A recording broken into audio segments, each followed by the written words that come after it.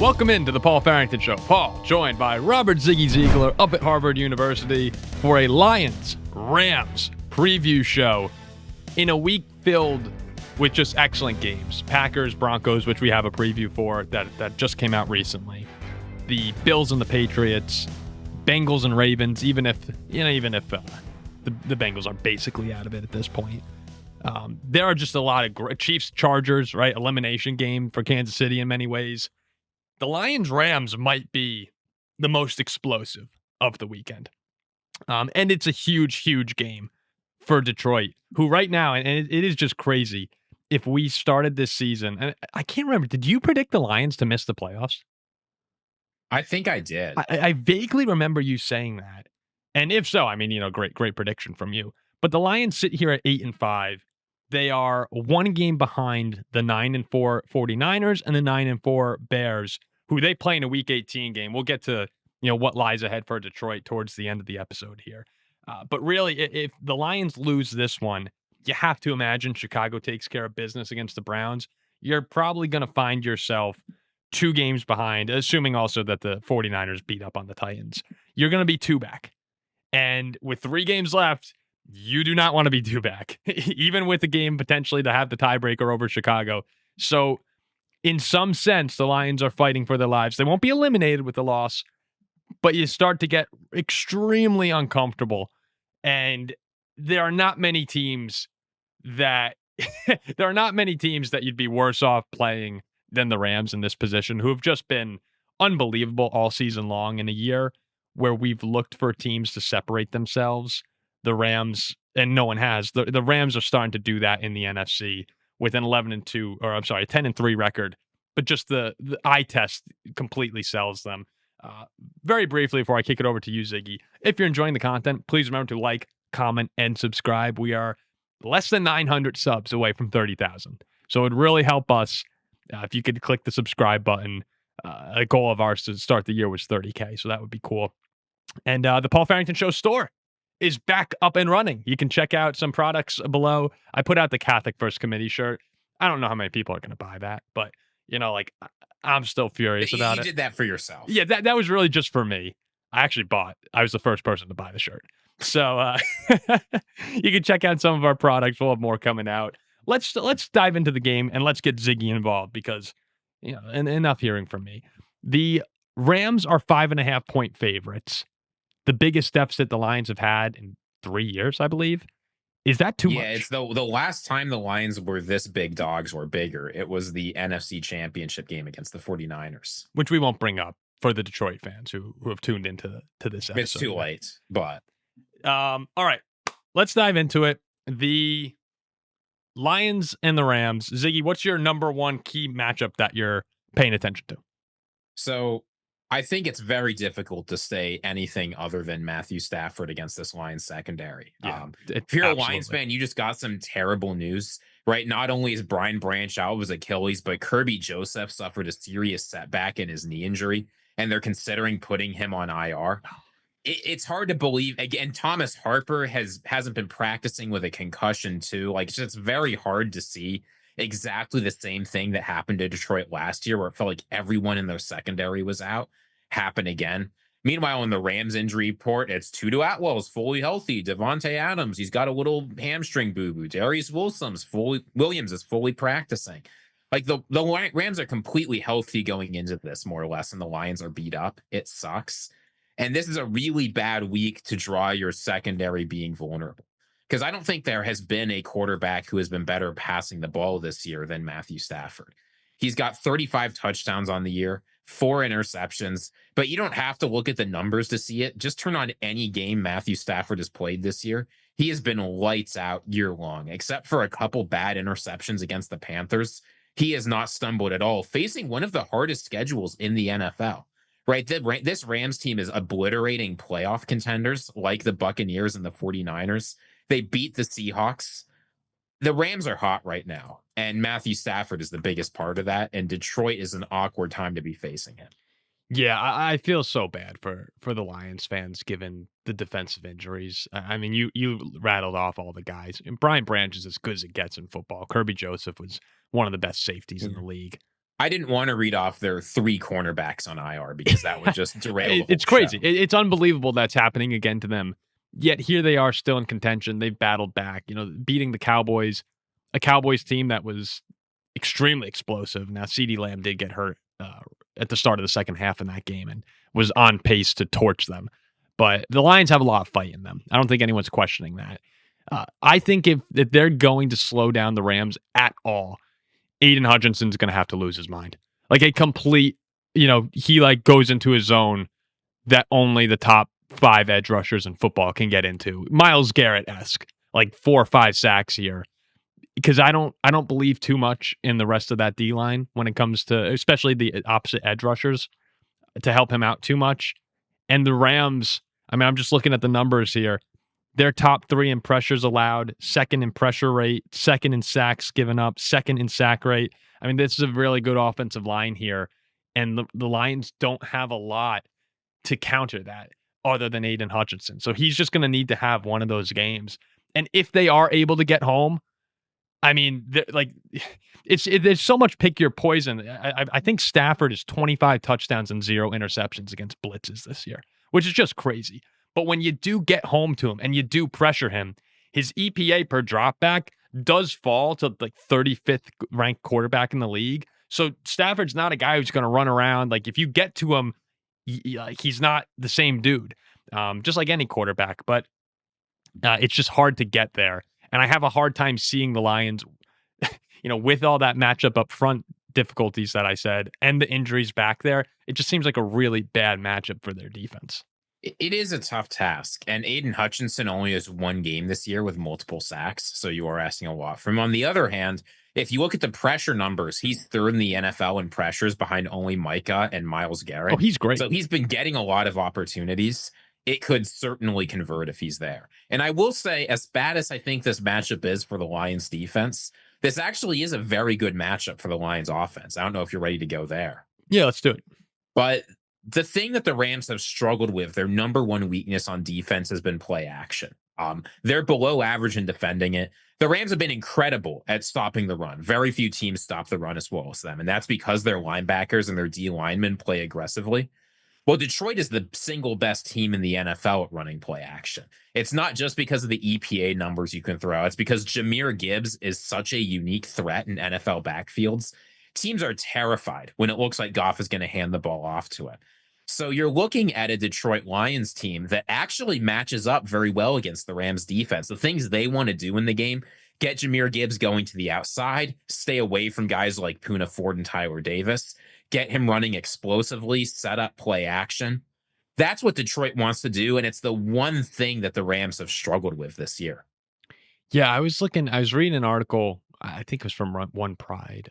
I can't remember who it was. I think it was One Pride for the Lions. And what caught my eye actually was the use of jumbo personnel that the Lions have been implementing more. And, Laporta's been hurt and they're just a lot of tight end injuries. So they've been adding in this 6 offensive linemen, right? And the Rams play a lot of nickel. They play a lot of dime. There's smaller guys out there on the field. That's one spot to watch with the Lions offense when they're putting out jumbo personnel. And I believe they don't have a recorded snap in jumbo before week 6 against the Chiefs. It's not what they want to do. It's not, but it's something that they've been doing, and they've been very successful at it, though.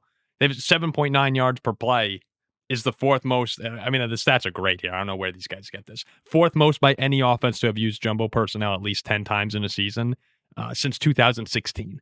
So that's just one spot where I have my attention is when the Lions are sending out these big boy units. Again, we know the troubles they've had on the interior blocking, but when they send out that 6 offensive linemen, they are getting a better push. And if you can get Jahmyr Gibbs, going a couple yards before contact here, give him some space. We know how dangerous he is with the football. That's one spot I'm looking at Detroit. All right, how are the Rams going to counter that? Because you're putting them in an uncomfortable position when they're used to sending out the extra cornerback or 2.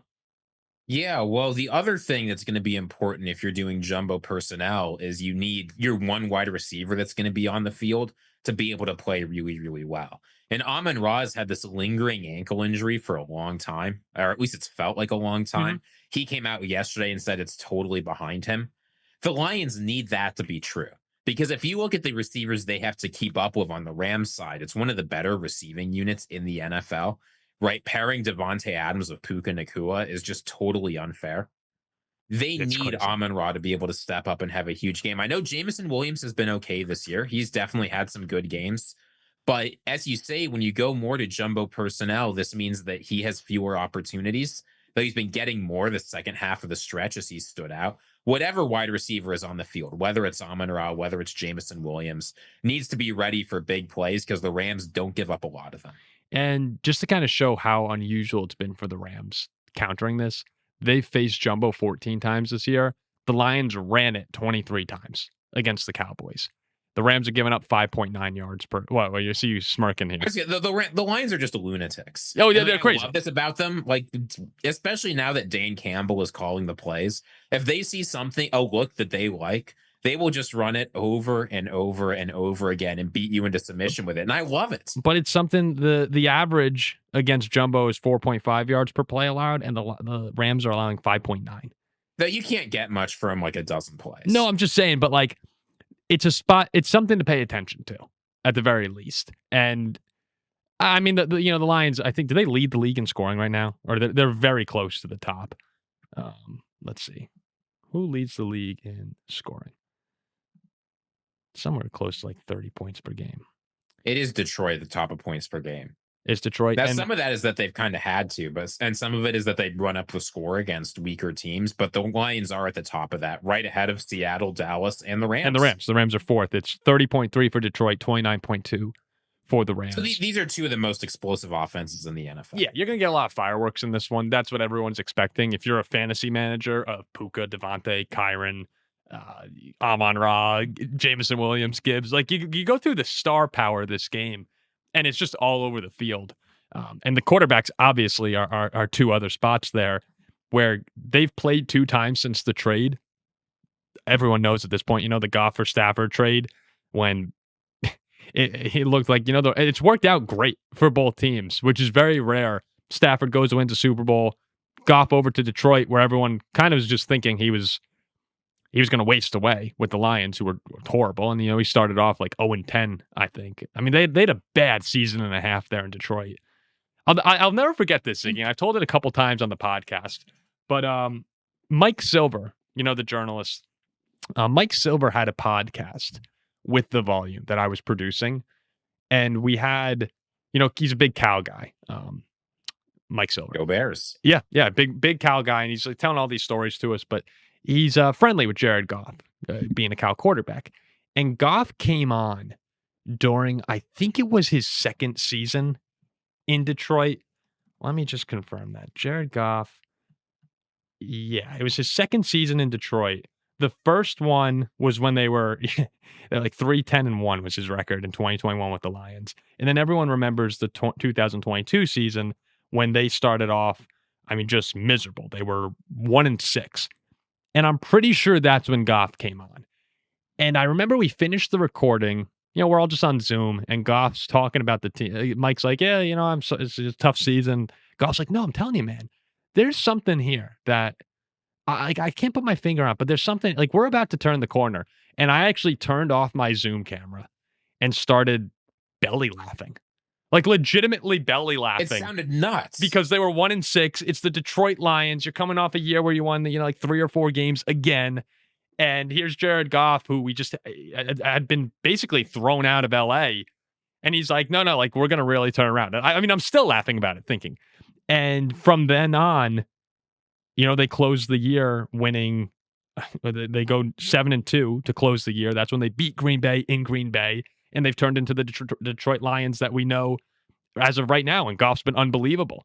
So his turnaround story, I give him credit. Like, he saw it and he believed in it this entire time. That's the mentality the Lions are going to need to carry out the rest of the year when you talk about the injuries and the uphill battle that they're going to face trying to get to the playoffs. But this is a team that you can never count out because of the character they've developed. Yeah, and I think it's funny that you talk about that because Jared Goff, during a press conference yesterday, he was asked 3 times about what it was like to face Sean McVay and the Rams after he got thrown out. And the third time he was asked, he clearly got frustrated. He was like, guys, this is years ago. whatever. I guess we're still talking about it. Go ahead. And like he answered the question because it's Jared Goff. He's not going to be a jerk about it. Yeah. But like that is at this point now, that was years ago. The only thing Jared Goff is focused on, I don't think he cares about that at all anymore. He's there to play football and win for the Detroit Lions. Do you think he doesn't care at all? I believe him when he says that was years ago. I've been successful in Detroit. That's all in the past now. I think he's being honest there, right? He's honest. Like, it was really emotionally tough at the time. He felt like he was kicked out. He felt like Sean McVay totally betrayed him, which McVay did, right? McVay himself has said, like, I should have handled that publicly a lot better. But I think Jared Goff's only goal at this point is to win for Detroit. I don't think there's a special revenge. Yeah, I think the revenge narrative has faded for Goff, and they won, right? They won the playoff game, and then they followed it up opening the season 2024 with the overtime win last year against the Rams. Two really good games. These are two teams that have been top of the league for the past few years. But I wonder, when you're an elite competitor like that, I think if Jared Goff wants to get to that zone, he could get to that zone. Yeah, I don't think that's. I think that at this point, the thing that fuels Jared Goff is not Sean McVay was a jerk to me. It's everyone's counting out my team, and we've got to make a run to the playoffs. Yeah. Like there's different ways of conceptualizing it, right? But I think Jared Goff is I got to win in Detroit guy, not I got to get revenge on everyone who's wronged me guy. Yeah. So obviously, big game. In their rematches, Goff is 2-0 over Stafford. Let's do our game picks, and we'll call it a show here. I don't like picking against Detroit. I mean, I know that their record this year is not what it was last season, but I just think, man, because the whole year it feels like you haven't a beat on a game and it's gone in a different way. We've done this so many times. I do think it's a bad matchup for Detroit where they're at right now. So I'm going to pick the Rams. I do think they cover the 5.5. I don't think they're going to hang like 45. I mean, a lot of people are saying they're going to put up, 40 plus. I think this might be something like 31-24. Well, they'd better hope that it's not close because the Rams are 2-3 in one-score games this year. And somebody's going to say, well, they should have won the Eagles game off the blocked field goal. Well, you should have lost the Colts game, too, off that ridiculous fumble, too. So it evens out. Detroit has faced a lot of adversity this year, and the Rams just haven't. But when it gets close, Matthew Stafford has not quite gotten it done for the Rams more often than not. When it's been close for Detroit, Jared Goff has. I'm going to take the Lions here, as crazy as that sounds. I don't think it sounds crazy. I like their offense. I really like the matchup, and I think they've got what it takes to hang with LA in a shootout. And when it comes down to it, here's what will sound weird to you. I have full confidence in Detroit in a close game to clutch it up and get it done. And I know Stafford has done it a lot of times too. I'm not saying the Rams are bad at it. Detroit's going to make the playoffs. And the way they make the playoffs starts with beating LA in LA in what's effectively a home game for them this week. Yeah, you may be talking me into not the Lions, but at least the cover. I don't think the Lions cover and don't win. I think if it's a close game, Detroit gets it done. I can also see the Rams just running away. 24 when I say 31-24, I've just been thinking that feels low for Detroit. Maybe 34-31 Rams. I would not 34-31 Lions. Yeah. Oh, is that? I totally. I heard you say Lions, and I didn't give a score, but I was about to give it. And you said exactly my score. Otherwise, so we're close. All right, let's do that. Yeah, I mean we're only a handful of points away here. Okay, so we'll wrap it up there. Again, hope everybody has a great weekend. We'll be live reacting to the Rams and the Lions, Packers and Broncos. All the games from Sunday. Hope everyone just has a really nice Friday evening and Saturday, and we'll see you guys soon.